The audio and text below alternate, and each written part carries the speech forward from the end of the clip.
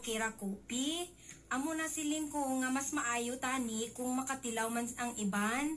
Ang Okira Coffee nga gimbansagan sang herbal Viagra. Tinuod na, Mads, kay daghan na gyud ang nakasuway sa Okira Coffee. Ang Okira Coffee mapalit na karon sa mga butika. Unya nakapangapi ka na sa Okira 5-in-1 Coffee. Aw daghan nang nakasulay ni ini mga higala basin ikaw na lang ang guwapa. Kung dula kay pangutana o ikasulti ipadala ka na sa tong text line 0977-1825-833. 0977-1825-833. Dinhi na lamang ko ito ang atong programa kahimsog sa panglawas atong ampingan kun KPA nga hatod sa Kanami Marketing. Ako si Kuya Loy. Daghang salamat.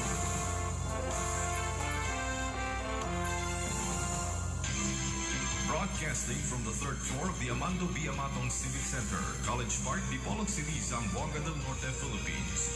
This is the Andres Bonifacio College Broadcasting System Incorporated, the better FM alternative, AA 92.5. Member, Kapisanan ng Broadcaster ng Pilipinas. Ang atong takna untuk alasay sa kabuntagon. Musunod nga programa usa ka binayran. Ang tanang pulong iya lamang sa magsisibya ug walay labot ang mga kawani ug tigdumala ning istasyon.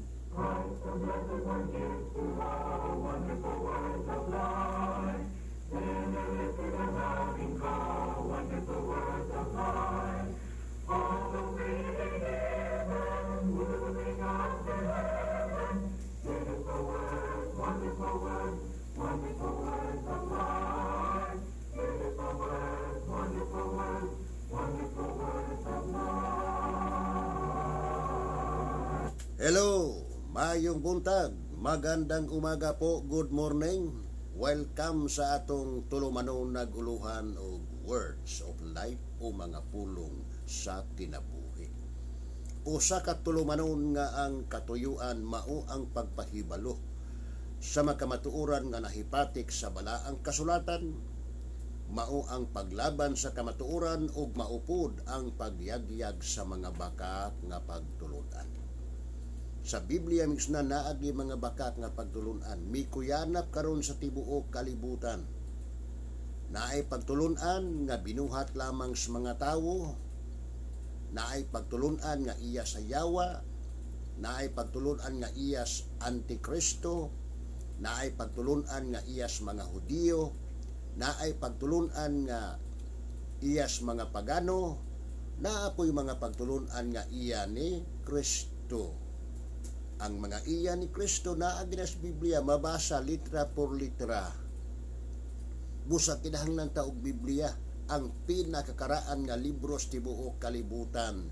Kay wala pa ang Pilipinas, wala pa ang Amerika, naa na ang Biblia. Gisunan mo nang giauhag ang matag usa nga magbatong tag Biblia unya kita mismo mo ay magatuon, magasusi kay sugo na sa Ginoo.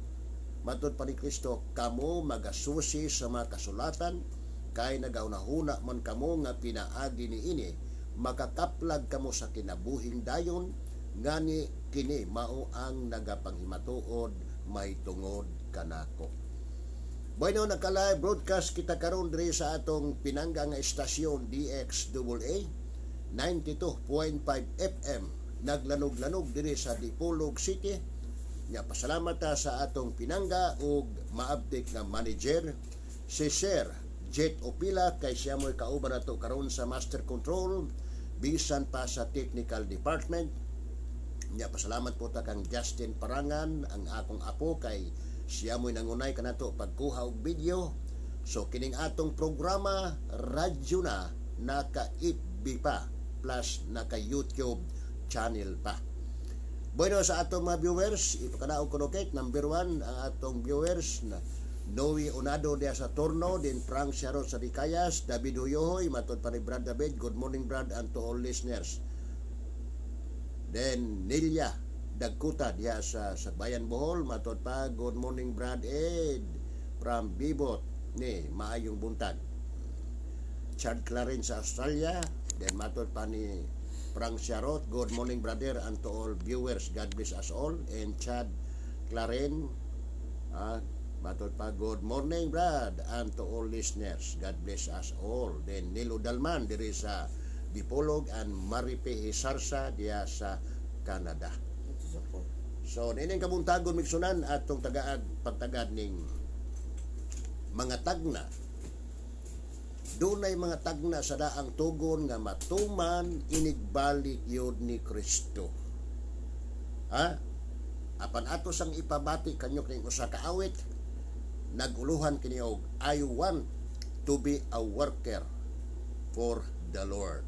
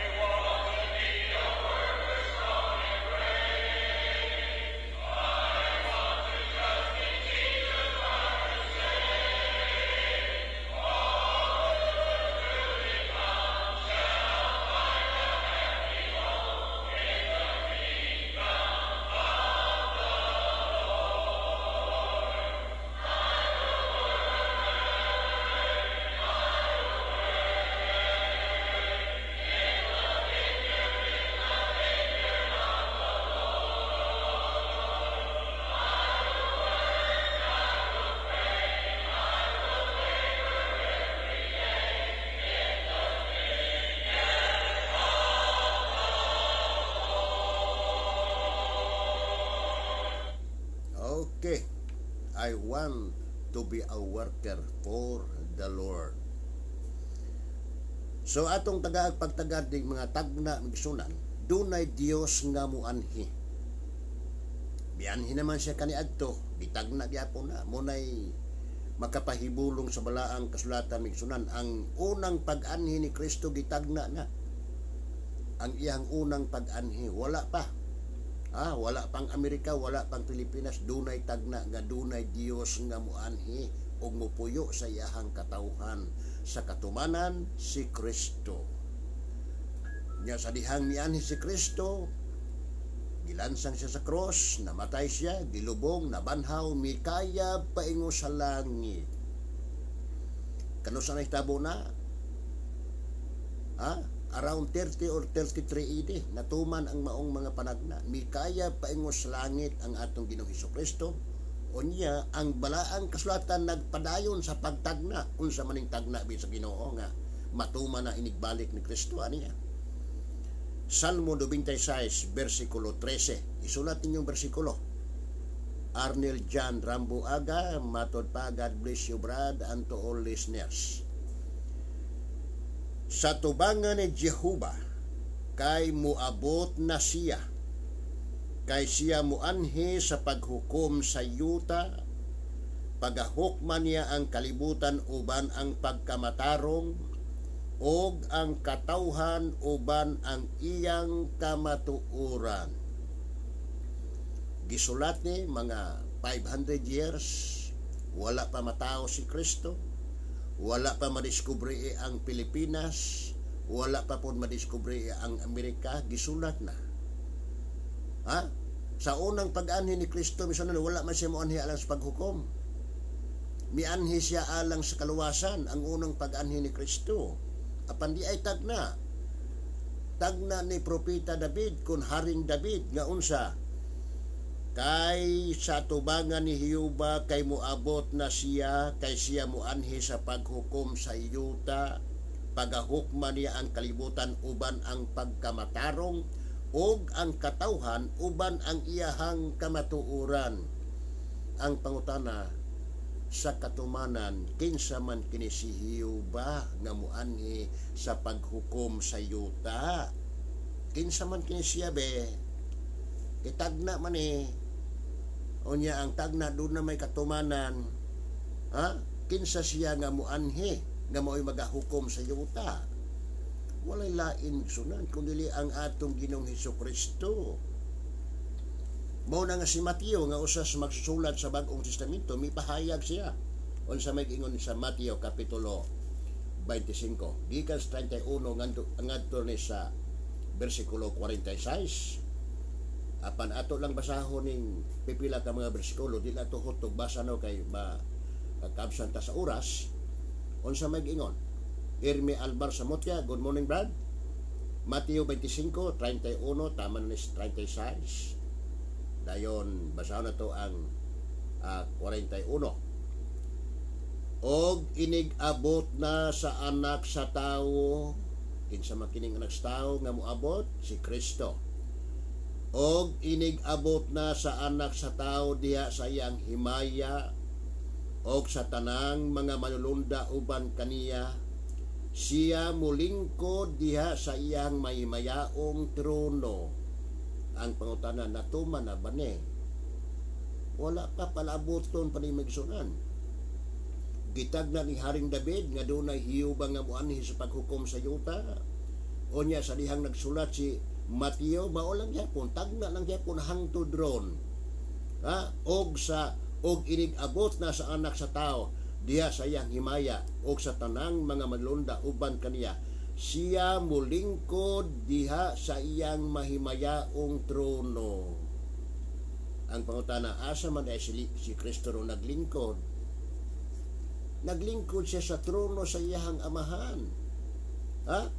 Mao nang ang Hebrehanon 12. Makita nato bigsunan unsa may tuyo. Ang Hebrehanon kapitulo 8 bersikulo 1 gipahayag sa Biblia na nga si Kristo sa pagkakaron nagalingkod sa trono sa iyahang amahan. Wala pa siya maglingkod sa iyang kaugalingong trono. Inigbalik niya mulingkod siya sa iyahang mahimayaong trono. Unsa may gingon sa Biblia be? Diyaw, Hebrehanon 8 bersikulo 1 matod pa. Karon ang lintunganay sa among gisulti mao kini. Aduna kitay niining maong labaw nga saserdote nga nagalingkod sa tuo sa trono sa halangdon didto sa mga langit. Si Kristo ro nagalingkod sa trono sa Dios na asyas tuo. Apan inigbalik niya, mulingkod siya sa iyang mahimayaong trono nga naman kay iyang pagahukman ang tanang katawhan sa tanang kanasuran. Ano yan? Mateo 25 versikulo 32. Og sa iyang atubangan, apat at atong balik basa ang 31 para maklaro. Og inig-abot na sa anak sa tao diya sa iyang himaya o sa tanang mga manulunda uban kaniya, siya mulingkod diha sa iyang mahimayaong trono. Og sa iyang atubangan pagatapukon ang tanang kanasuran. Naitabo na ba gitapok na ba ni Kristo ang tanang kanasuran? Wala pa. Og iyang pagalainon ang usagikan sa usa, maingon sa magbalantay sa mga hayop nga magalain sa mga karniro gikan sa mga kanding. Og ang mga karniro iyang pagapinigon sa iyang tuo, apan ang makanding anha sa iyang wala.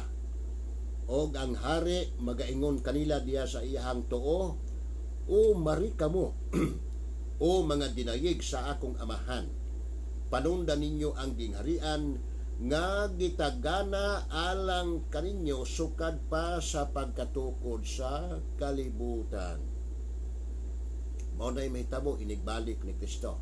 Tapukon ang tanang kanasuran. Pila ba kanasod ning atong kalibutan ron? Mga 200 kapin ka mga nasod.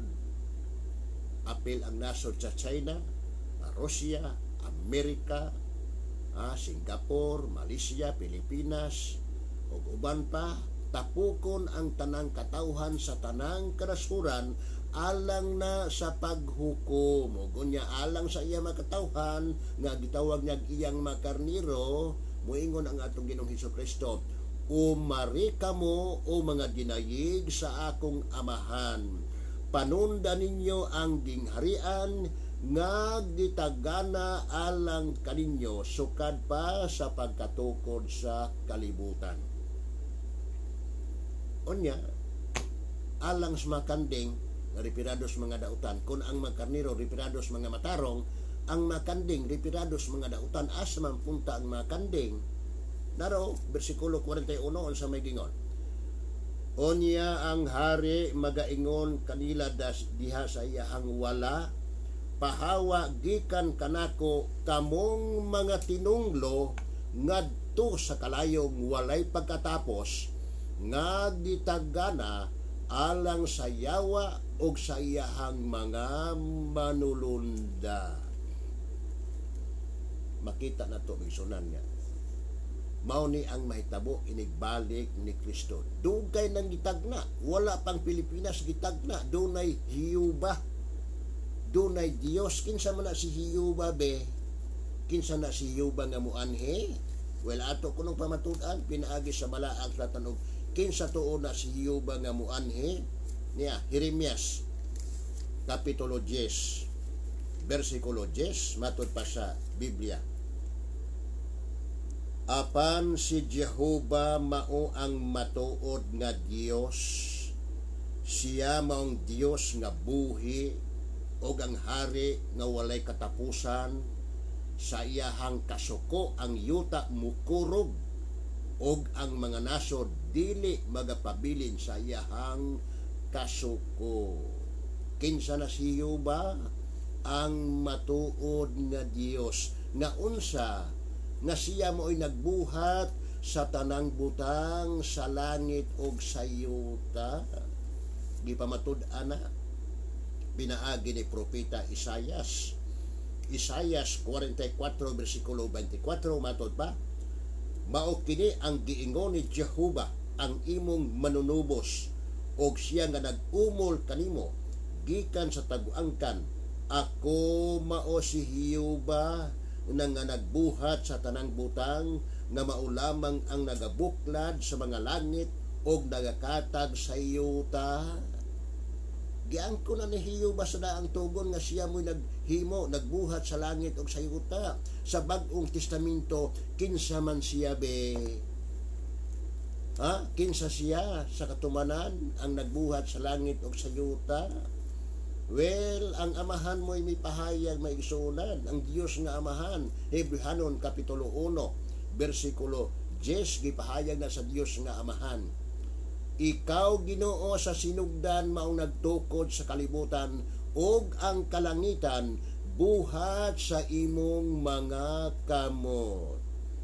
Giila sa Dios nga amahan nga ang iyang anak nga si Jesucristo Ginoo nga mao'y nagbuhat sa langit ug sa yuta. Musa bersikulo 18 gideklara sa Dios nga amahan, ang imong trono o Dios hangtod sa kahangturan. Mo nang naas Biblia sunan. Mo nang inipamatuod nato nga si Kristo Dios na. Mubasa na tang bersikulo di nato i-explicar. Ang uban kay mudinay man nga si Kristo taura, dili mabasa sa Biblia doy. Si Kristo gamay nga Dios, dili gyapon mabasa sa Biblia doy. Si Kristo dili Dios, dili gyapon mabasa sa Biblia. Kung kita mo'y pangutaan-on nga nung nagtuot nga si Kristo Dios, igo na natong basahon ang Biblia, dili kay atong isplikar. Daghamarong pundok, dili mo tuo nga Dios si Kristo. Ilabihang daghan ang pundok, Munang ang gitangna nga ang hiyuba nga muanhi sa Bag-ong Testamento, si Kristo maoy katumanan unsay tuyo aron sa paghukom. Munang gipahayag ni Pablo, ikaduhang Korinto 5 versikulo 10. Unsa may giingon ni Pablo? Kay kitang tanan kinahanglan magapangatubang sa hukmanan ni Kristo aron ang matag usa magadawat sumala sa nabuhat sa iyang lawas maayo o dautan. Walay kasimsun ini misunan. Tanang tao sa tibuok kalibutan mo atubang sa hukmanan ni Kristo. Bisan pa ang mga patay. Nakinsa mo ko rin nasayod be. Ikaw ako nga mga tao nasayod na itag unsa nga buhat anang nangamatay nga naa sa sementeryo. Apan kana sila mo apil nag atubang sa Ginoo banhaw na sila migsunan. Mao na kinsa siya ang Dios nga muanhi alang sa paghukom, si Kristo. Mao nga kay si Kristo man kana misunan nagtambag ang balaang kasulatan pinaagi ni Pedro. Unang Pedro 1 versikulo 17 unsa may gipahayag sa Biblia. Daniel Parangan diya sa Metro Manila. O kon siya ginatawag man ninyo nga amahan, siya nga maoy magahukom sa matag usa ka tawo sa walay pinalabi. Sumala sa iyang binuhatan nan panaggawi kamo uban sa kahadlok sulod sa panahon sa inyong panimuyo ingon nga mga dumuloong dinhi sa iyuta. Ikaw ug ako misunan gideklara sa Biblia mga dumuloong ta. Unsa nang dumuloong? Nagpasabot nga mga estranghero ta ining yuta kay dili man ni atong Pinoy-anan ang Pinoy-anan nato misunan nga giandam sinumao man ang langit. Bag-ong langit o bag-ong yuta mao na giandam sa Ginoo alang nimo og alang nako apan dili tanang tao makaadto ana kadto rang iyahang mga karniro, kadto rang iyahang mga pinili, kadto rang iyahang makatawhan, kadto rang na membro sa iyahang iglesia. So kung mangandoy ta nga moadtog langit, bagong langit o mayuta, dili kita manatas pangandoy atong tumanon ang kabubuton sa Ginoo mo nang nagpasidaan si Kristo.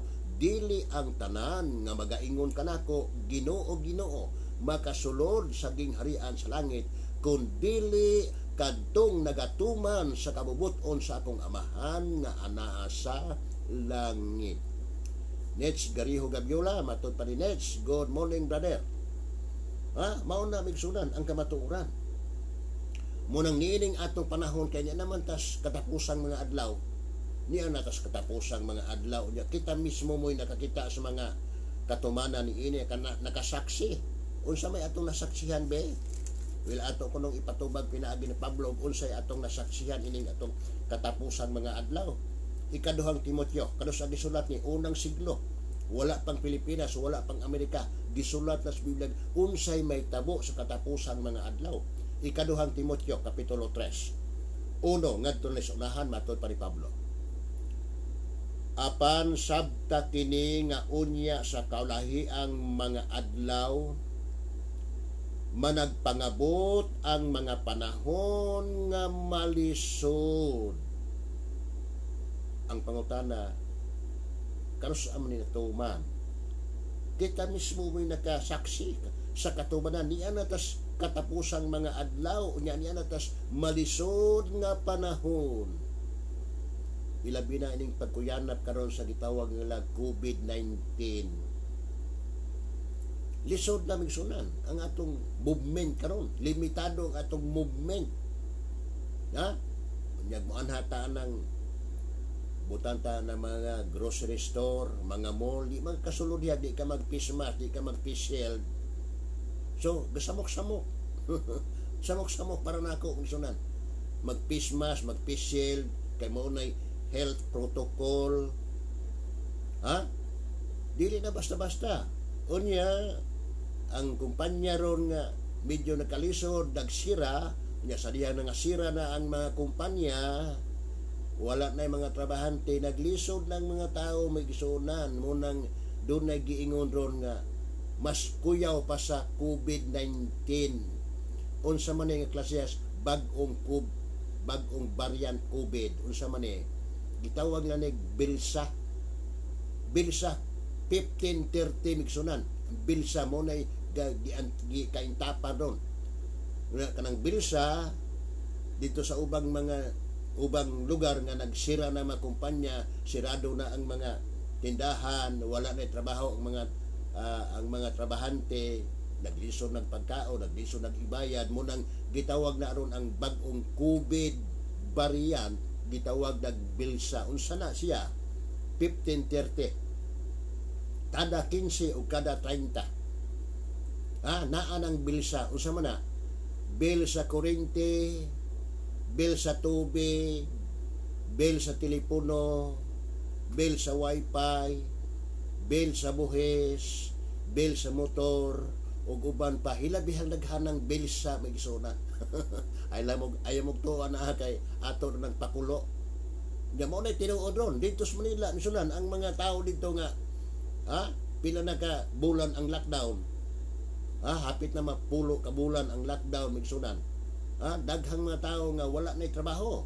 Unya kay kanang bill sa nagpadayon mo na, bill sa tubig, bill sa kuryente, bill sa telepono, bill sa wifi ug uban pa nagpadayon mo na munang nagka-problema ang maong tao karon sunan munang natuman ang maong panagna ni Pablo nga matud pa apan sabta kini nga unya sa kaulhay-ang mga adlaw managpangabot ang mga panahon nga malisod. Nganuman, versikulo 2, kay ang mga tao unya magamahigugmaon man sa ilang kaugalingon, mga hinapi, tigpagawal, hambugiro, tampalasan, masukihon sa mga ginikanan, walay igabalos, dili Diyos nun, walay pagbati sa paghigugma, dili malukmay, tigbutang-butang, mapatuyangon, mabangis, dili maygugmaon sa maayo,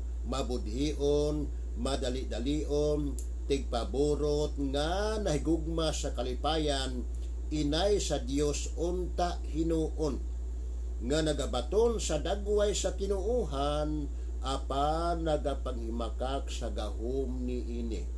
Di kay kining maong mga tawhana. Pangutan namin sunan. Unang siglo gisulat ni Pablo, kita mo'y nakakita sa katumanan ni ini. Niya natas katapusang mga adlaw. Katapusang mga, adili lang kay adlaw. Katapusang takna, matod pa ni Apostolo Juan, niya natas katapusang takna kay mitungha ang daghang mga mini nga Kristo o mga antikristo. Niya natas katapusang dili lang tagna, niya natas katapusang minuto. Niya unang Juan 2 versikulo 18, mga anak, kini karon mauna ang katapusang takna og sumala sa inyo nang nadungog nga moabot ang antikristo, tuod man daghan karon ang mga antikristo nga nagpanungha, busa kita sayod nga karon mauna gayud ang katapusang takna. So niya natas katapusang minuto o katapusang segundo, any moment from now, tungod kay nagkalisod na ning kalibutan sunan, kwaon na ni Kristo ang mga iyang sakgawon ang dadon nga dito sa langit, kay nganuman aron i-evacuate. Dunay may tabong nga evacuation, nganuman kay iya nang ibubo ang iyang dakong kapungot ngadtos mga tao nga wala makaila kaniya og sa mga tao nga wala magtuman sa maayong balita may tungod sa atong Ginoong Hesus. Bueno, paspas ang atong oras. Kung dunay mga pangutana, dunay mga reaksyon, ipadangat pinaagi sa atong cell number 0912-414-9664 uben sa atong messenger sa ngalan sa Church of Christ nga nagatuo nga si Kristo matuod nga Dios. Kini si Edgar Parangan, kauban na to ang atong pinangga o maabtik na manager, si Sir Jet Upilat manamilit sa pag-ingon. Daghang salamat sa inyong pagpaminaw.